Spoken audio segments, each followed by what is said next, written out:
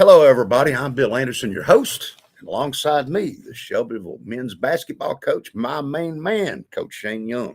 Today's show is brought to you by Badcock Home Furnishings and more, 761 Madison Street. It's right next to McDonald's. Stop in and see Squire Billy King and his top-notch staff, 931-685-9644. They've got living room, dining room, mattresses, home office, electronics, and there's financing available, and there's great prices, Coach. I hear they got a big sale right now, like 40% off down there. Go check that out. Got some financing available as well. Coach, talk to me. It's been a while since we've been around each other, man. A long time. Got man. holidays. Boss takes off for Florida for 2 weeks. Can't get anything done. Got to get them vacations in when you can. That's exactly right. Coach, how did we do during Christmas? We did well. We came out short on a couple of games. Blackman, we was down 5 and ended up losing by 10. Coach Workman's I've talked to him. He's a little frustrated right now. Yeah. He had the referees in his back pocket that game. He did. That's what I heard. he had the referees in his back, but I thought I was very proud of how we played defensively, to hold them.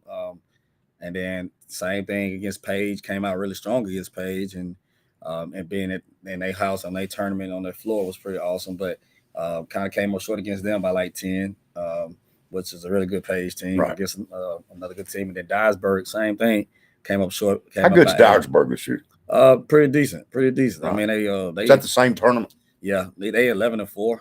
So they was pretty decent again. But we had our chances. We was down 38-44, and we missed 3 opportunities, 3 missed layups, and a 3 that could have took us to, and then the next point we just fouled. Right. And they went up and beat us by 8. So we competed really hard. I was really proud of them. Good. They had a long break, and then we came into a buzzsaw with Tullahoma, who just came in and wanted to smack us around a little bit. But that to be expected. We did not play our best. We wasn't ready. And when we take breaks, I feel like everybody keeps killing Tullahoma when we take breaks. We don't do too good, but was able to bounce back against Riverdale. Right. And good win at Riverdale. Good win at Riverdale. Beat them 60-45. Yeah. And so definitely came back with a different mindset, different strategy, and just played. And then the other night we played Coffee in the dog that fight. Was a tough one. It was a really awesome game, though. Really awesome game. We had chances to win that game as well, but miss opportunities. But it's hard to win when you go. We went 3 for 13 from the free throw line and 3 from 17 from the 3-point line. So it's hard to win them type of games when we're missing shots. It was 38-33 in that one. Yeah. Coach, I believe Coffee County actually beat Tullahoma. Or am I saying that wrong? No, you're right. They did. Coffee's well coached. Yeah, they beat Blackman as well. They a strong team. Nothing against them. They say senior led. They seniors are definitely showing that they're their best players. And they was a very strong team. I mean, they projected to finish first or second in our conference. Mm-hmm. And so going against that was definitely a measuring stick that we know that we can compete in the conference. Right. And so hopefully we just take that momentum and carry over to our next opponent, which is Warren County tomorrow, who's supposed to be the second or first team in the conference. So at least we got the 2 top teams out the, we get to see first and just see how we measure up. And then hopefully we play. But I mean, that was the whole point of the preseason. Right. And that's what I thought we did to go against Coffee Tuesday night and see the measurements of where we have been, where we could be, and where we can go. I thought we did an awesome job in that. The challenge has been scoring. Yes. That has just been a challenge. Yes. Making shots, layups, and making shots. Yeah. Definitely Achilles heel. Right. And that thing right there is something that you I can't put the ball in the basket for them. Right. They had great looks, and every time we go back and watch film, it's great looks. We even talked about the Tullahoma game. I had the boys watch the film, and I was like, as a coach, what is it that we could have said differently? They like, coach, there ain't nothing you can say but make more shots, because we had 8 opportunities in the beginning of that game, and we missed all 8, and it was 2 layups, 4 free throws, and 2 wide open threes. And so when momentum happens like that, it's hard to set your defense up, and especially the defense we was trying to play. And when you get in transition, and then that team started hitting shots, then you coming from behind and you just fighting, and you trying to dig yourself out of the hole and still not making shots. Right. And so it's definitely been our Achilles heel, and as much shots we put up, I think when we get in games, I think we rush them. Even on the free throw line, we tell them, hey, slow down, you got 10 seconds. but a lot of them shoot free throws in like 3 seconds, and it's gone. Now, let's talk about your defense a little bit. Defensively, seems like we're getting better and better defensively, aren't we? Yes, definitely. Definitely proud of the defense. I have been able to switch up a couple of defenses. So we're throwing a lot of teams off guard a little bit. But yes, like in every game, we have definitely played. Even until the home game, our half-court defense was solid. It was when the transitions and breakdowns is what got us. But for the most part, from the Blackman game on, we have definitely played solid defense. Like I said, the problem is not the defense for us; it's putting the ball. Now, in the how basket. can you take the defense, turn that into fast break opportunities that creates offense off a turnover? And that's the idea. You got to Right. push it. Push And we still got kids that's still not used to pushing the ball when you push it. So we telling them, hey, we got to create havoc on defense, but when we get the opportunity, we got to go. Right. And score from the defense or slow down. We don't really want them to set up they defense. Right. And that was the thing with Tullahoma the other night. I mean, Coffee County the other night. We instead of us getting them, and when we got the opportunity to push, we might walk it up the floor. And I'm like, no. Then they gonna set their defense up, and they setting the 2-3 up, and they packed the 2-3 to make sure we don't lob it over the top. And so it was very complex. So the only thing you can tell them is just keep putting it in them that we gotta push. We gotta push. When we got opportunities, we have to push. We have to push. Run your lane, spot up, be where you're supposed to be. But really, it's just been having to go back and teach transition offense all over again, and that's really been the key for us. Coming in as coaches, we've really been having to teach more. Right. Some things that we thought that some people should know, but they don't. And so I don't get frustrated. I just say, hey, we got to go to the drawing board and we got to make it, correct it. So a lot of times we have to go out and do that. But, if anybody that know basketball, it takes a while to implement offense anyway. Mm-hmm. You got to, and for us to come in November for the first time we ever touched the ball and then play 2 weeks later, it's hard to implement an offense. So the one thing we could get right is defense. The next part is, can you make shots? And then the offensive flow will come in handy. Definitely, hopefully, going into the tournament, you'll be ready offensively just a little bit. But to implement a true offense, it takes you about a year or two to really get it to how you want it, a well-oiled machine, and players be into your system. Shane Young Show today is brought to you by Badcock Home Furnishings and More, 761 Madison Street, right next to McDonald's. Go see my good friend, Squire Billy King. Served on the commission with him for a number of years. Great guy. He's got a great staff, 931-685-9644. They've got a little bit of everything. Living room, dining room, mattresses, home office, electronics. Financing's available, and they've got some great prices down in a really nice store. I encourage you to go down there and check out Squire King and Badcock Home Furnishings. Coach, let's talk about some of your kids. Who's getting better? Where we at with some of these kids? Mention some of them offensively, defensively, just however you want to do it. I think they all getting better. Good.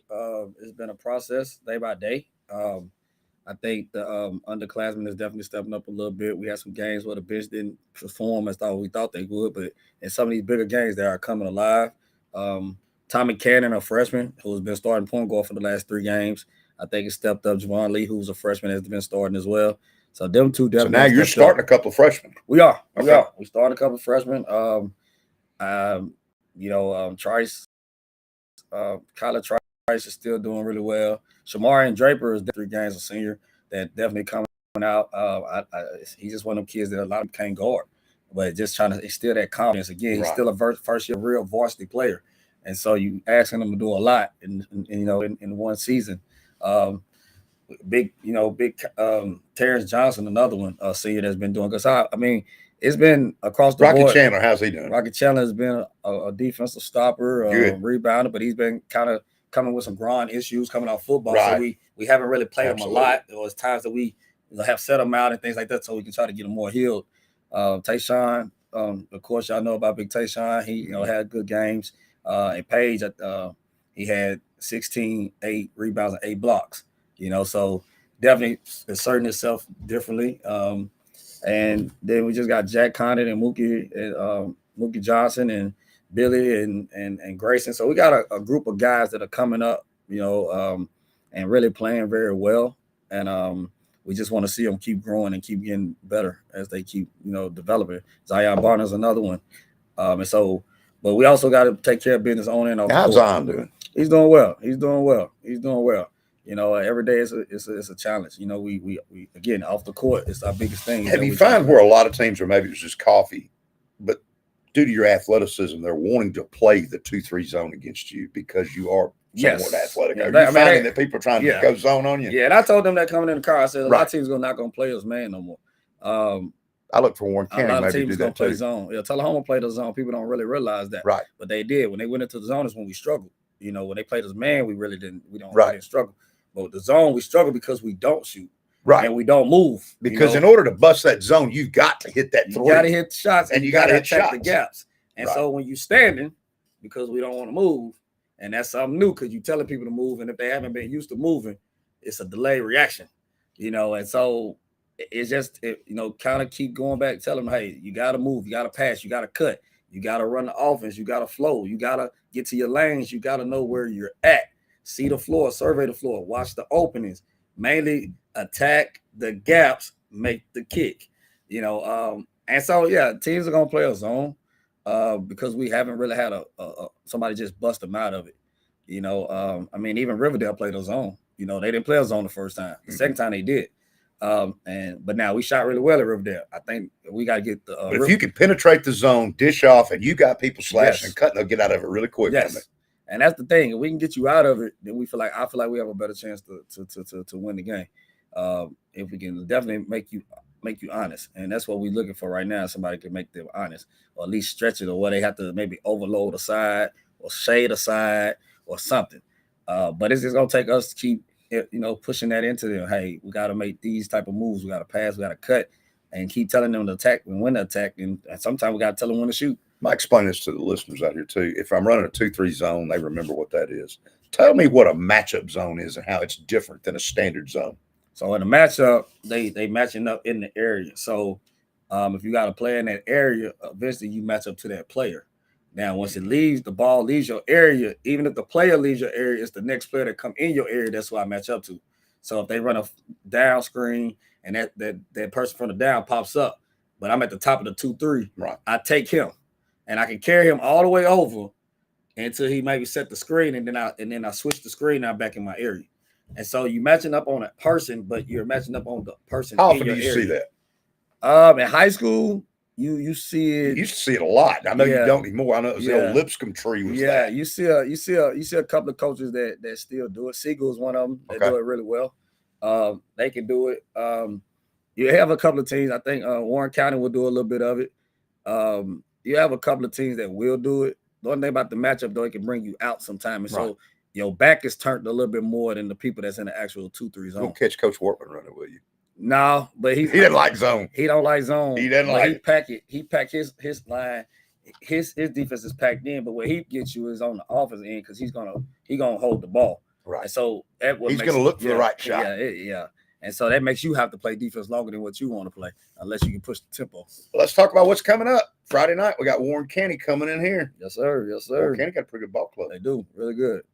Again, one of the teams that should finish, that they have projected to finish top in our program. In our district. So we're definitely excited to see about them. Tuesday night, go down to Lincoln County. Yes, sir. Play the Falcons, another old rivalry right there. The next Friday, which is the 19th, head to Spring Hill. Yeah.